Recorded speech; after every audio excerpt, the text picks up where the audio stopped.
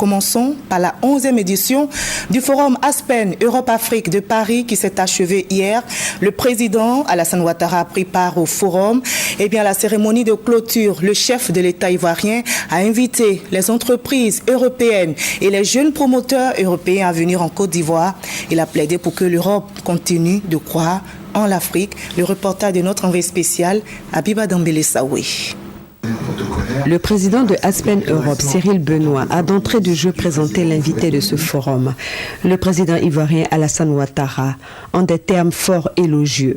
Il faut dire du président Ouattara qu'il fait l'objet d'un consensus sur sa personne et sur son action et le consensus en politique. C'est l'homme d'un double redressement. Et c'est ça qui est intéressant dans son parcours politique.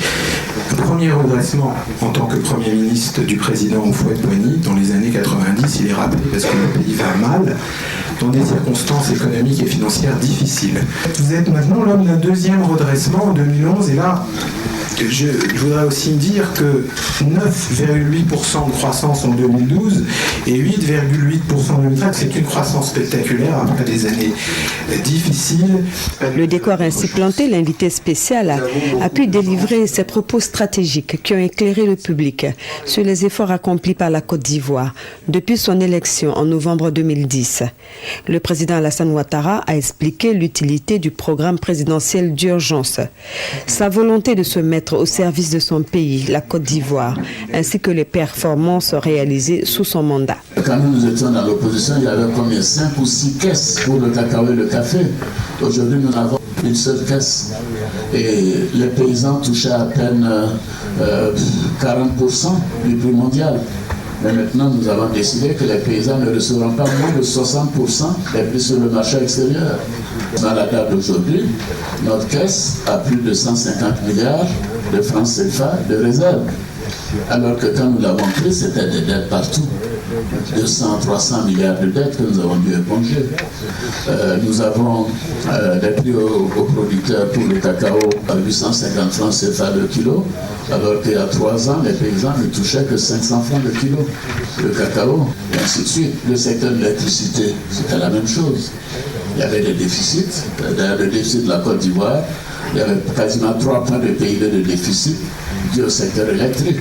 Donc nous avons pris des mesures pour assainir les circuits.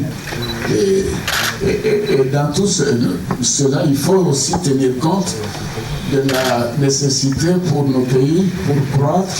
Nous ne pouvons pas croître seulement par l'investissement, parce que l'investissement demande une épargne intérieure, mais demande également des flux publics. Et l'aide publique est en diminution. Donc nous avons décidé d'aller vers la consommation. Nous avons doublé le SMIC qui est passé de 30 000 francs CFA à 60 000. Au niveau de la fonction publique, les salaires avaient été bloqués pendant un quart de siècle. Pendant 25 ans en Côte d'Ivoire, on disait, vous avez bien travaillé, votre indice passe de 130 à 140, mais c'est sans effet financier. Alors, pendant 25 ans, les fonctionnaires n'ont pas eu d'augmentation de salaire. Là, depuis l'année dernière, nous avons commencé à augmenter les salaires. Mais nous le faisons en tenant compte aussi de l'évolution globale des recettes, des flux financiers. Le président d'Aspen France, dans son interview du président Alassane Ouattara, a voulu comprendre la situation politique du pays. Il y a déjà de nombreux candidats déclarés. Peut-être l'opposition traditionnelle ou l'ancien parti au pouvoir n'est pas encore totalement dans le jeu politique, mais ça c'est de son fait. Ce que je disais à François Hollande tout à l'heure, je dis mais écoute, moi j'aimerais bien avoir quand même une opposition forte et crédible. C'est ce qui amène le check and balance. Et ça permettrait donc d'avoir une opposition qui critique sur des bases saines, etc. Je dirais comme au Cap-Vert, comme dans certains pays qui sont reconnus pour leur système démocratique. Mais je pense que ça viendra. Ça viendra peut-être, c'est le fait d'avoir eu le pouvoir par hasard, de l'avoir perdu, Bon, je crois qu'il y a un tourbillon, je pense qu'ils vont se ressaisir et qu'ils viendront parce qu'en réalité, il faut, même si ce n'est pas un système de deux partis comme aux États-Unis, dans beaucoup de pays anglophones, il faut une opposition forte pour que la démocratie soit réelle. Le chef de l'État a ensuite invité les investisseurs français et européens à venir en Côte d'Ivoire et à livrer un message à la jeunesse, l'exhortant au travail et à l'humilité. La jeunesse doit croire dans son avenir.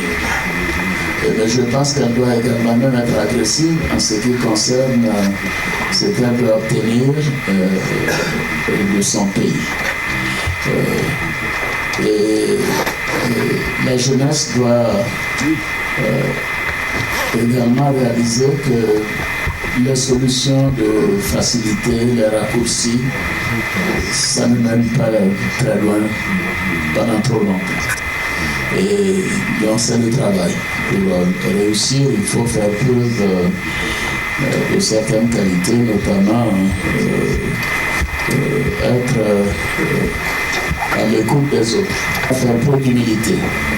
Moi, j'ai rencontré Mandela à plusieurs occasions et ce qui m'a le plus frappé chez lui, c'était son humilité, sa modestie. Et je pense que plus on est modeste, plus on est grand. Pour terminer, le président de la République a proposé la tenue du prochain forum Aspen Europe-Afrique en Côte d'Ivoire en septembre 2015.